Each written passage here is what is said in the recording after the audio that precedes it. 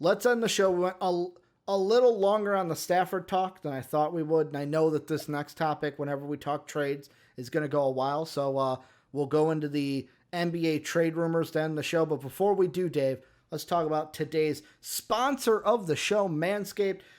Support for MVP. We talked about LaMelo Ball. If you want the smoothest of balls and if you want the best balls on the court, you got to go with Manscaped. Supports for today's show is brought to you by Manscaped, who is the best in men's below-the-waist grooming. Manscaped offers precision-engineered tools for your family jewels. Manscaped is trusted by over 2 million men worldwide. Join the movement for all your below-the-waist grooming needs. Dave, like I say, I show it off all the time. I have the smoothest balls because of the Lawnmower 3.0. Also, watch today's show. I would like to a formal congratulations and a welcome to the Manscaped family to a certain Pat McAfee. They are now a Manscaped podcast also. Had the ad read for Manscaped on there. For a while. The first time I've seen it in a long time. Lately, it's been the CBD. For about 2 weeks, at least. All right, welcome to the Manscaped family. That's all I'm saying. It's glad to see you. I love when people are having the smooth balls, Dave, because I know the feeling that they give me, and I just want everyone to feel what I feel. That's why this is all new and exciting to you, Ricky. What? You're new to the game. This is all new and exciting. Dude, I've never. Have you ever gone smooth balls before? Yes. Because I haven't. I never went smooth balls. The most I would do is, all right, it kind of looks like it's getting a little unkept down there. Let's take the scissors and trim up a little bit. Never went clean shave at all. Now my balls are clean shaven. It's like, holy shit. The feeling is just so amazing. And it's all thanks to this little lawnmower, this little piece of magic from manscaped.com. So go to manscaped.com, use the code MVP, get 20% off and free shipping. That is 20% off and free shipping at manscaped.com using the code MVP. Your balls will obviously thank you. And Dave, we're going to wrap up the show talking about NBA trade rumors. And we're talking about JJ Redick because there was news over the weekend, Dave. More news over the weekend. Dave, we actually have teams to talk about here.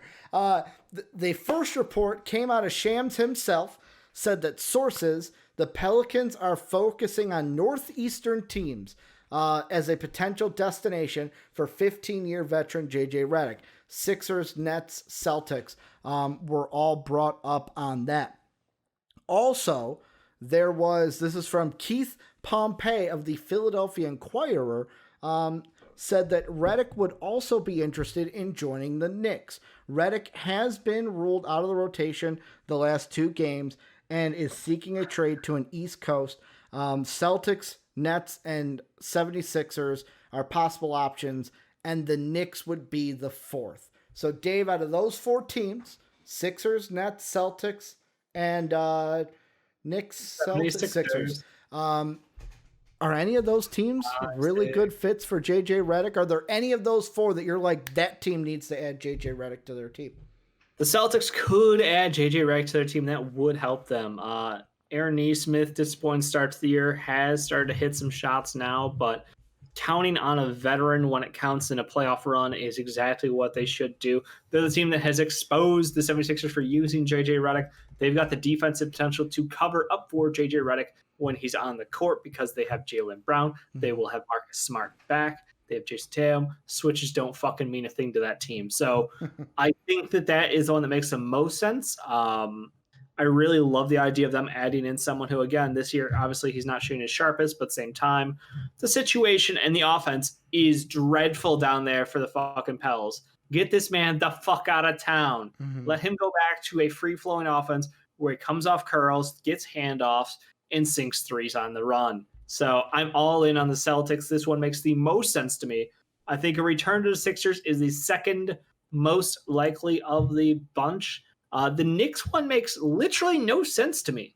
I don't know if you have any information behind why he threw in the Knicks, because if I'm the Knicks, I got RJ Barrett, I got Quickly. I don't fucking need you. Unless it's just a thing of, I want to play in, like, because how Sham said they're focusing on Northeastern teams. If it's literally there, his family up there, I don't know. If it's literally fucking everything about JJ Redick. If it's literally him saying, I want to be traded to this area, that's the only thing I can think of, is that the Pelicans would be like, oh, well, he doesn't want to go to the Knicks, and him then saying, no, the Knicks are fine. Just get me out of here. Like, that's the only thing I can think of. Because for me, I'm like you, but flipped. I like the Sixers the best because for me, it's the whole thing of he's already familiar with the organization. He's played with, correct me if I'm wrong, when he was with the Clippers, Doc was there, right? So he's familiar with Doc. Like it's a win. Situation. Yep. It's a win-win. He works with the coach. He works with the team. The only reason they let him go was because of contract, and basically who they had to pay and everything. So that one makes the most sense to me. The only question is, what are you giving up for JJ Redick? Because with the 76ers, they would have to cut $12.9 million. So Mike Scott's literally in every single fucking trade with the Sixers. So I assume Mike Scott's $5 million. So that's $5 million right there. So you got about $7 million more to go. What else is on contract over there? What else are we looking at, Ricky? So Toby's not touched. These are the ones I'm not putting in. Toby, Ben, Joe. Exception? Who? Do they have a trade exception? No, Boston does. I think the Sixers may. They would need, so with Mike Scott, they would still need $6.6 million. Okay. That's what Trade Machine's telling me. To where your 1 year deals after, like, because Danny, Seth, Joe, Ben, and Toby are untouchable. So it's basically Terrence Ferguson at 3.9, Tony Bradley 3.5, Matisse at 2.7, Dwight Howard 2.5, Maxey 2.4. I'm just throwing out names, not saying all these are going in. But that's what you're working with. $2 million trade exception. I'm just telling you what I'm working with. I looked it up because I remember conversations around this, and I do believe they do have a trade exception from the Al Horford deal. Mm-hmm. So keep an eye out for that being in play here. Doesn't have to be for this, but it does. It was there. Yeah. So here it is. They've got an 8.1 trade exception for the Horford deal, a 35,000 exception from the Richardson deal, and then a $1.8 million exception from the James Ennis deal. With the so that's so they do have some money to work with there. Mm-hmm.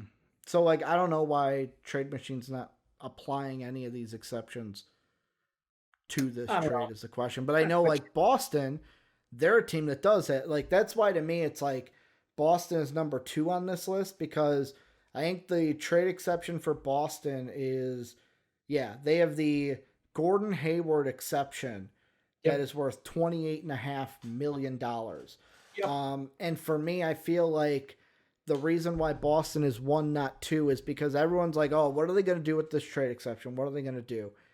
If I'm bringing on JJ Redick, I would rather bring on somebody that maybe has a higher contract value, because some of the players that you're going to get at that higher contract value might be better players than JJ Redick. I know that it's all like a good player doesn't mean anything for what he's worth, but there are tiers to that. Sure. And again, we'd all prefer if the Celtics got a fucking center, but like that just doesn't seem like it's in the cards. No. Don't know what to tell you. Just doesn't seem like it's in the cards unless you're gonna do JJ and Steven Adams for the trade exception plus whatever it takes. So I don't know. It's going to be a very interesting situation. Again, the Nets are a team that neither one of us mentioned here, and I'll just give them a little shout out. I have Joe Harris. Stay fucking home, kids. Like, you don't need JJ Redick and Joe Harris on the same team. You need to add defense. You need to add people who give a shit on defense. Let me clarify that situation. James Harden, good defender. Constantly gets to talk shit about. Great defender. Kyrie Irving could not give a fuck about defense. Kevin Durant turns on and off when he needs to. You need to go out there and get yourself some defenders with whatever trade value you can. That's their real mission statement should be. Yeah, because I mean, like, they're in the same. The reason why I took them completely off my list is when it comes to a JJ Redick deal, $12.9 million. We've had the same conversation with them every fucking trade. Is where are you going to come up with the money? Yep. You're not giving up Joe Harris. You're not giving, like, would they basically do a trade that's revolved around Spence going to the Pelicans and JJ coming to the Nets. I wouldn't do that if I was them. So it's like, to me, it's a moot point to try to work out a trade for them. Knicks literally make no sense, but like I said, maybe it's a like a thing where he just wants to be A, out of New Orleans, B, in the Northeast. I think the Sixers and the Celtics are the clear option. One thing I do want to ask you, because this has been kind of being talked about today since you talked about the Nets. Yeah. Is everyone overblowing? Is this like a reaction Monday to the, should we be worried about the Nets? Are the big three really not capable of, are we not overhyping them, but over expecting them to win a title because of, like, Stephen A went on one of his classic rants today, that apparently it's like with those three, they all feel like they're the guy that should be taking the final shot, when in reality it's Kevin Durant that should be taken. Like, he is the one that should be the number one. And he made it sound like they have a room of three number ones. Sort of has a situation where he's known for taking shots that count when it matters. So I'm not sure where Stephen A is coming up with that bullshit from. But he's wrong, as Stephen A often is. But he progresses the questioning, the line of thought is there. And that's what I love and appreciate Stephen A for eternally.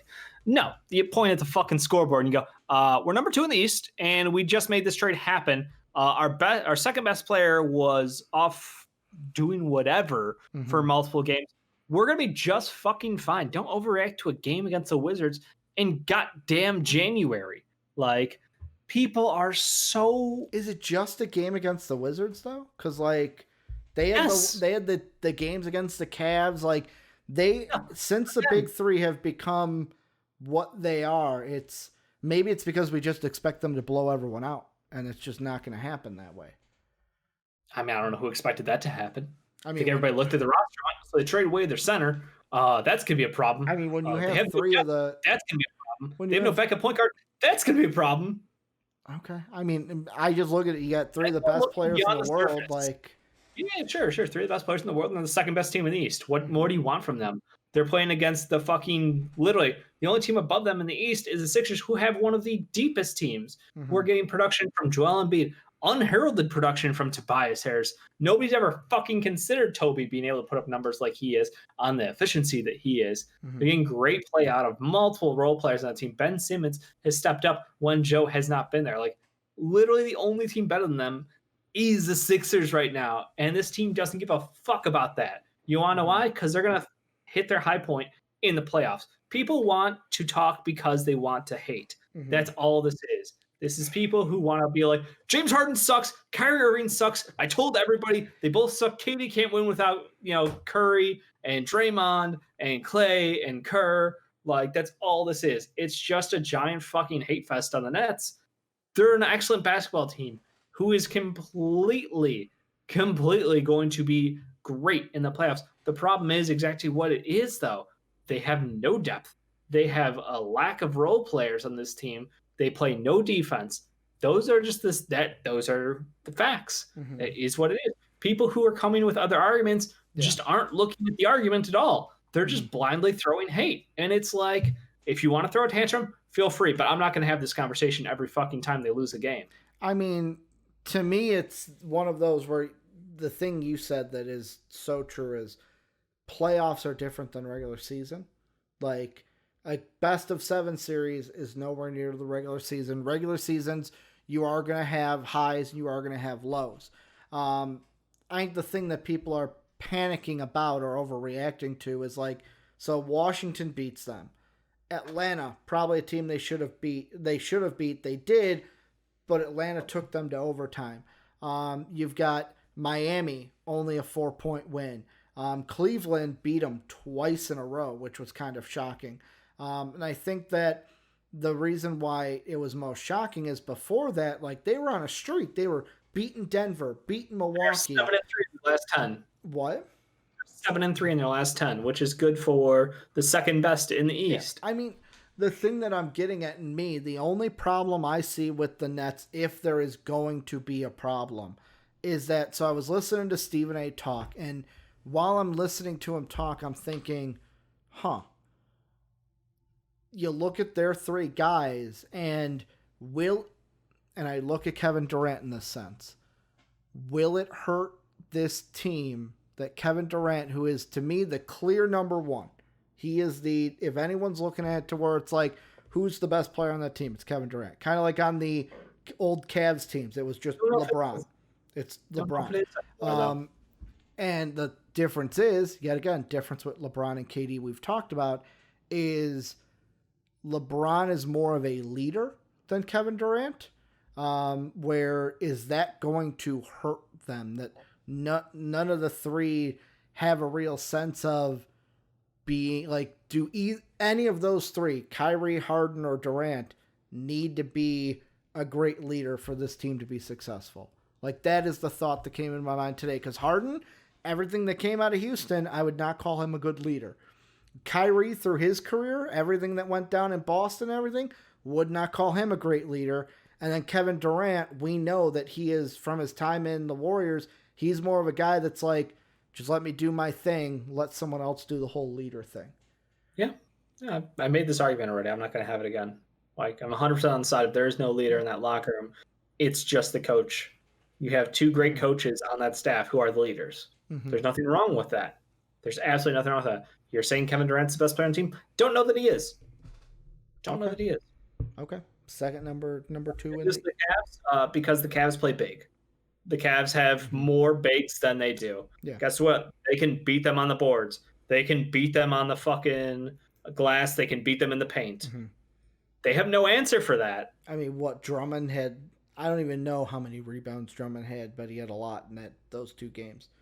Yeah. Because I remember each time I looked at those games on FanDuel and went, you know what? I'm going to bet the over on Drummond rebounds because he's probably going to have a shit ton of rebounds in those two games. When Sexton popped off for like 40 plus. Good point. And again, defense, shocked. Mm-hmm. And the other one, they got murdered. So it's the same thing. They have no one to stop them in the paint. Yeah. They have no one to protect the glass. Okay. The argument is there. If people take a step back and just stop going, well, the Cavs beat them twice. Well, the Cavs aren't a bad basketball team. How did the Cavs beat them? Where are the points coming from? Where's the defense at? I don't know, guys. No, the Nets are bad. The Nets are bad. Called it. Cavs lost to the T-Wolves with no D'Lo, no Ket, no Naz Reid. I don't know. Cavs might be bad, Dave. No D'Lo, no Ket, no Naz Reid. How do you not beat the T-Wolves? They got out-rebounded by 21 in one of those games. Talking about the Nets? Yeah. Okay. Yeah. What was the turnover numbers for each team? Turnovers in game 2, the Cavs had, 12 to 11, so about dead even. About even, yeah. Even, yep. And that's the thing. You got to win the rebound battle, you got to win the turnover battle, and you got to get to the stripe. Those are the three big things that are going to help you win games. Really check game 1 that went to OT because that should have some hilarious numbers real quick. That's the one where Sexton popped off, right? Sexton was game 1. Yeah, that was the OT game. That was. Yep. See, that game was interesting because Kevin Durant and Harden both fucking popped off for rebounds, and Joe Harris. Yeah. Long shots, long rebounds, baby. Yeah. So they were about dead even there. Mm-hmm. But yeah, it was a very ugly game. Yeah. I agree with you. I think we're worrying about the Nets. Let's wait and see. Let's wait and panic when they're down 2-0 in a series if they 50, 71. 50, 71. That'll do it. I mean, you remember that fucking the Jazz Nets game that happened over the weekend? Mm-hmm. Or not Jazz Nets, Jazz Nuggets game. Yes. Words, my brain. Yeah. Everybody was like, Jokic just dropping 40 on them. This is crazy in the first half. He was unstoppable. Mm-hmm. Yeah, as a team, they were shooting 60, 80, 100. Yeah. What are you supposed to do when the other team can't fucking miss? Everybody, Gobert getting, called out for being a choke artist again. Mm-hmm. Gobert wasn't even guarding him for half the game. Derek Favors got burned. Bojan Bogdanovic got burned. Mm-hmm. They got pick and rolled. Again, I know I'm just hating because the Reddit threads are just people who don't watch games, and that is one of my biggest hates on people. Bro? If you want to make an argument, that's fine, but make it harder to blow over than a paper bag. That's all I ask for. I will look say at why this is happening. The Nugget Jazz games that we have seen this year have been some of the best games I've seen all year. I mean, the fucking Nuggets offense if Will Barton hits 5 of 5 from 3, you're fucked. Yeah. Like, that's not supposed to happen, guys. I don't know what to tell you. Yeah, it's not. But Dave, that is going to do it for MVP Sports Live today. Remember, join the Discord if you haven't already. It's the greatest community in the universe. Link down below, or !Discord. Get you that link. If you want to support us, patreon.com/MVP vids is one way. You can also throw us a sub on Twitch, where we're live every Monday through Friday, twitch.tv/MVP vids. We're also on YouTube at MVP Sports. Dave and I will be back tomorrow talking more sports with you. It was a great show today, Dave. Can't wait for an even better show tomorrow. Don't know if there will be another trade that is dropped Honestly, in if our the laps. NFL keeps throwing, and again, here's the dumb thing. I listened to Rap Sheet in Rapport. So this trade can't officially happen until March. Yeah. So we're going to hear like March 12th or something. Jared Goff and Matt Stafford trade has gone through officially. It's like we got a whole nother news cycle for this one to come up in a solid month and a half. And apparently he said that it was supposed to happen tonight, but I guess the Rams got it done sooner and it happened Saturday night. It so happened that, two guys were in Cabo together, enjoying some dinner. One of them Matt Stafford, one of them Sean McVay. I don't know how that happened. Yeah, Weird coincidence, though, right, guys? Don't know. Maybe there was a yacht involved. Maybe Shad came down on his yacht. Shad and his yacht. Yeah. We got to watch out. If Shad shows up on a yacht, Jerry Jones going to not be too far behind. Yeah. Also, thank you to the sponsor of today's show, Manscaped. Remember, 20% off and free shipping using the code MVP at manscaped.com. We will be back tomorrow. Thank you guys for being as great as you always are, and have a good day, everybody. WPN.